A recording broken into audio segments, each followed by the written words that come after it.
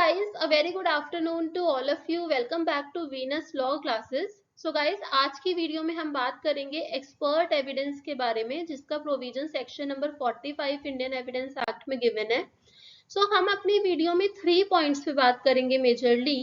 Who is an expert witness? क्या इसके लिए कोई प्रोफेशनल डिग्री की रिक्वायरमेंट है कि मैं बोलूँ a particular person, suppose A, he can be called an expert? Why? Because he is having the professional degree. क्या ऐसा बोलता है एविडेंस एक्ट? सेकेंडली हम बात करेंगे what is the evidentiary value of such evidences. Third हम बात करेंगे suppose there is an oral testimony. एक तरफ हमारे पास क्या है, डायरेक्ट एविडेंस है, और दूसरी तरफ हमारे पास क्या है, सपोज करो कोई मेडिकल रिपोर्ट है, हमारे पास एक्सपर्ट, मेडिकल एक्सपर्ट का एविडेंस है. सपोज कोई भी एक्सपर्ट हो सकता है, but in example I am taking the medical expert. और इन दोनों में क्या आ गया, कॉन्फ्लिक्ट आ गया. पोस्टमार्टम रिपोर्ट कुछ और कह रही है, आई विटनेस कुछ और बोल रहा है. हमें किसको प्राइमेसी देंगे? This is the third point. इसको हम केसेस की हेल्प से भी समझेंगे. Let's start with the topic. It is section number 45. अगर आप इसके चैप्टर की हेडिंग देखोगे, it says opinion of third persons, opinion of third persons when relevant.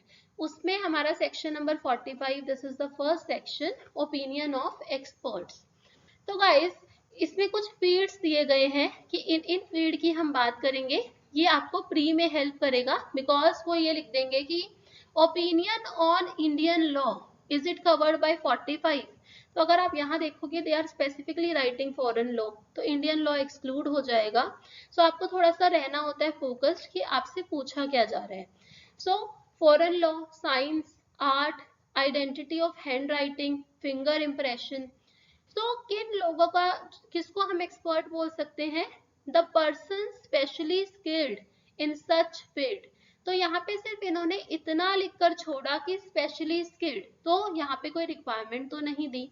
अब आप स्किल कैसे एक्वायर कर सकते हो? How you can acquire the skill? May be through the experience. अगर आपको एक्सपीरियंस है, even though you are not having the professional degree, can I say that this particular person he is an expert? Answer is yes. तो हम उनको क्या बोलते हैं? They are called to be as expert.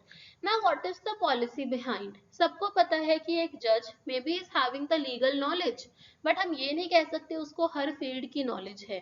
To come to conclusions कि वो एक judgement पे आ सके, तो हो सकता है कि जो अदर फील्ड्स की जो नॉलेज की रिक्वायरमेंट है, तो वो उनको एड करते हैं, अपनी इन्फ्रेंसेस बताते हैं कि हमें ये लगता है, जैसे बैलिस्टिक रिपोर्ट्स.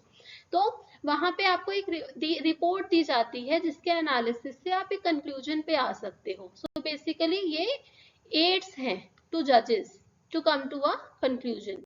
नाउ केस, ये आपको ना प्री में बहुत हेल्प करता है. Number of times they have asked this. Balkrishna Das Agarwal versus Shrimati Radha Devi. ये इलाहाबाद हाई कोर्ट का डिसीजन था. इसमें इन्होंने बताया था कि एक एक्सपर्ट कौन होता है. आपको पूछ सकते हैं सेक्शन नंबर 45 में ये केस किस पॉइंट पे है. Who is an expert? तो आप इसको प्लीज स्क्रीनशॉट लेके इसको पढ़ सकते हैं. स्पेशल स्किल और एक्सपीरियंस होनी चाहिए, जिसको आप ट्रेनिंग और एक्सपीरियंस से एक्वायर कर सकते हैं. इसको आप ओपिनियन एविडेंस बोलते हैं. ये बेसिकली आप कैसे करते हो?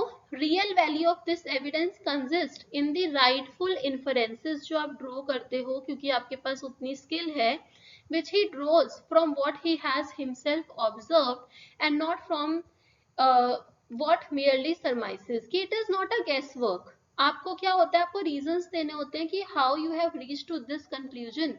That is the thing. Experience and the training, that is the key. Now corroborative piece of evidence. अगर आपको प्री में भी क्वेश्चन आता है कि इसका एविडेंशियरी वैल्यू कैसा होता है, it is the corroborative piece of evidence in number of decision it has been held. जो एविडेंस है it is ordinarily not conclusive. Conclusive नहीं है. जज की मर्जी है, वो इसको डिस्कार्ड भी कर सकता है और इसको एक्सेप्ट भी कर सकता है. एज आई टोल्ड यू, ये तो सिर्फ एड है. अगर जज को लगता है कि ठीक है I should go by this, तो वो कर सकते हैं. It is solely the discretion of the जज how much weight he wants to give. तो it is merely a corroborative piece of evidence. अगर जज को इसको डिस्कार्ड करना है, he is having the full discretion. Expert evidence has to be tested by the acceptability of the reasons given by him. Expert witness deposes and not decides. Ultimately, the decision, it has to be come from the judge only. तो ये आप देख सकते हो कि अगर आपको question आता है कभी, it is the corroborative piece of evidence. Now thirdly, एक काफी केसेस आए जिसमें ये कंटेंशन उठा कि क्या ये पॉसिबल है in law to act upon the uncorroborated opinion of expert. तो गाइस, अगर आपको मेजरली मेंस में लिखना है तो मैं आपको यही बोलूंगी कि आप इसे कोरोबोरेटिव पीस ऑफ एविडेंस लिखो. बट अगर आपको कभी प्री में आ जाए कि किन केसेस में अनकोरोबोरेटेड टेस्टिमनी को भी हमने सोल बेसिस ऑफ कन्विक्शन बनाया था, तो उसके लिए आपको थोड़ा सा केस की नॉलेज होनी चाहिए. तो जैसे इसमें हैंडराइटिंग एक्सपर्ट थे, तो हैंडराइटिंग एक्सपर्ट पे जज ने सोलली रिलाई कर दिया कन्विक्शन को देने के लिए.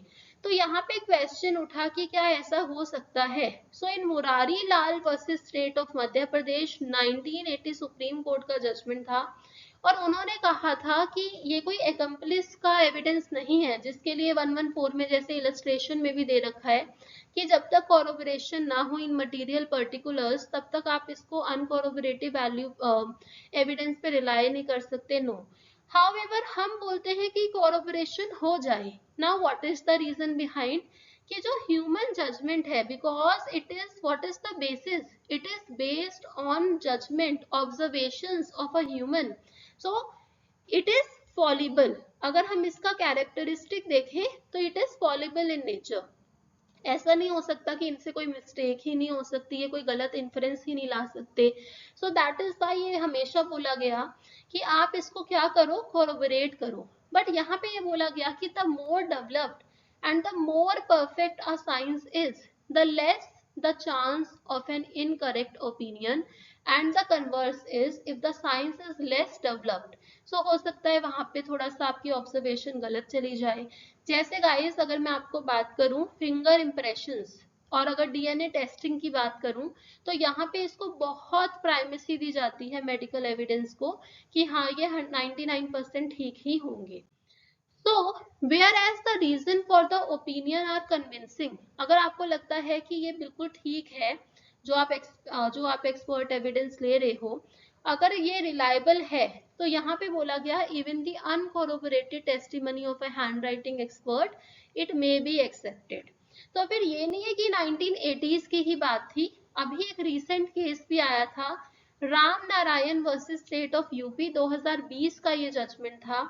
इस जजमेंट में भी यही बोला गया कि अगर हैंडराइटिंग, इसमें भी यही था कि जो एक्यूज की हैंडराइटिंग थी, बेसिकली ये किडनैपिंग केस था, फिरौती की मांग की गई थी लेटर्स में लिखकर, फिर उसकी राइटिंग इशू में आई थी. तो यहाँ पे भी ये बोला था कि कोरोबोरेशन इज नॉट रिक्वायर्ड. ऐसा नहीं है कि यहाँ पे कोरोबोरेशन हो हम तभी गिल्टी कर सकते हैं. यहाँ पे भी एक्यूज को गिल्टी कर दिया.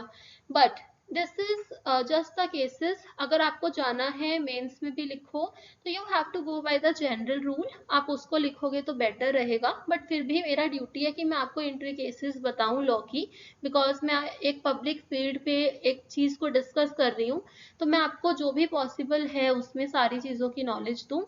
सो नाउ, अगर हैंडराइटिंग की बात करें हम, तो इसमें 3 सेक्शंस को हमें कंबाइंड पढ़ना होता है. 45 में यही बोला कि एक एक्सपर्ट हैंडराइटिंग्स को देखकर बताएगा कि क्या ये हैंडराइटिंग इसी पर्सन की है.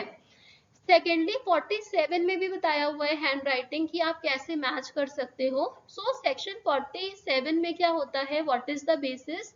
बेसिस इज द फैमिलियरिटी, कि अगर मैंने उस राइटिंग को पहले देखा है सपोज, तो मैं बोल सकती हूँ कि हाँ ये इसी पर्सन की राइटिंग है, बिकॉज मैं I am acquainted with the writing of the another person.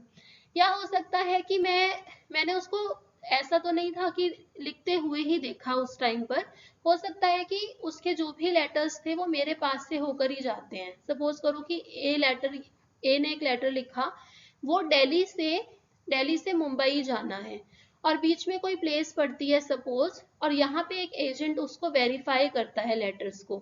तो क्योंकि उसने देखी हुई है रोज जो भी उसका बिजनेस है उस कोर्स में राइटिंग, तो वो भी कह सकता है, वो भी मैच करके बता सकता है। सो इसका अगर आप बोलोगे basis, so it is the basis is familiarity resulting from frequent observations and experience. लेकिन दोनों ही केसेस में कोर्ट को हमें सेटिस्फाई करना होता है अपने ओपिनियन के रिगार्डिंग। फिर section number 73, it is not the part of relevancy provision, but court को भी कहा गया कि हम आपको भी एक मीन्स दे रहे हैं कि आप कैसे चेक कर सकते हो कि ये जो राइटिंग है वो इस पर्सन की है या नहीं है। तो इसमें क्या करता है जज, सपोज जज के पास एक एडमिटेड या फिर कोई प्रूव्ड राइटिंग पड़ी है और हमें डाउट है कि क्या ये राइटिंग भी इसी पर्सन की है या नहीं, तो हम उसी एडमिटेड या फिर प्रूव्ड राइटिंग से जो डिस्प्यूटेड राइटिंग होती है उसको जज मैच कर लेता है। तो एक मतलब it is just a means कि अगर एक्सपर्ट एविडेंस ने अपना दिया कि evidence yes this is the writing, तो जज भी क्या कर सकता है, उसको मैच करके देख सकता है 73 में कि क्या ये राइटिंग उसी की है या नहीं है। तो ये आपको तीनों सेक्शंस पता होने चाहिए with respect to the handwriting of a person. Now moving further, eyewitness evidence versus medical evidence, जो मैंने आपको बताया था। तो आपको पहली बात तो केसेस ना एक ही याद कर लोगे तो चलेगा। योगेश सिंह वर्सेस महावीर सिंह, यहाँ पे ये बोला गया कि क्योंकि मेडिकल एविडेंस सिर्फ कोरोबोरेटिव पीस ऑफ एविडेंस होता है, इसलिए ओरल एविडेंस को आप ऑल टुगेदर रूल आउट नहीं कर सकते हो। अगर मेडिकल एविडेंस बिल्कुल कंप्लीटली रूल आउट ना कर दे ओरल को, यानी कि कहने का मतलब ये है कि अगर तो प्रोसिक्यूशन ने जो भी विटनेस है, सपोज पीडब्ल्यू विटनेस है, कोई आई विटनेस है, अगर उसकी टेस्टिमनी बिल्कुल रिलायबल है, बिल्कुल एकदम कंसिस्टेंट है, रिलायबल है, तो फिर हम प्राइमेसी किसको देंगे, आई विटनेस को। बट अगर इसके में भी थोड़ी सी इनकंसिस्टेंसीज हैं प्रोसिक्यूशन विटनेस के एविडेंस में, और मेडिकल एविडेंस इसको बिल्कुल ही रूल आउट कर रहा है कि ऐसा तो हो ही नहीं सकता, सो इन दैट केस हम बोल सकते हैं कि आई विटनेस को की टेस्टिमनी को हम डिस्कार्ड कर दें। बट ज्यादातर केसेस में यही होता है कि हम आई विटनेस की टेस्टिमनी को मानते हैं because that is the direct evidence and it is the only a corroborative piece of evidence. तो हमें देखना पड़ता है कि क्या बिल्कुल रूल आउट हो रहा है आई विटनेस का एविडेंस या नहीं, सो दैट इज द की।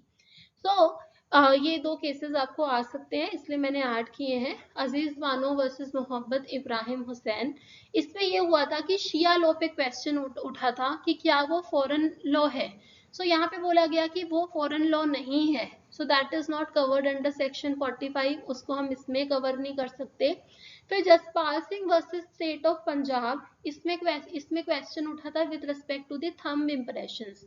अब क्यों भी ये भी बहुत एक डेवलप्ड साइंस माना गया, तो इन्होंने कहा कि एक एग्जैक्ट साइंस है and it does not admit of any mistake और डाउट।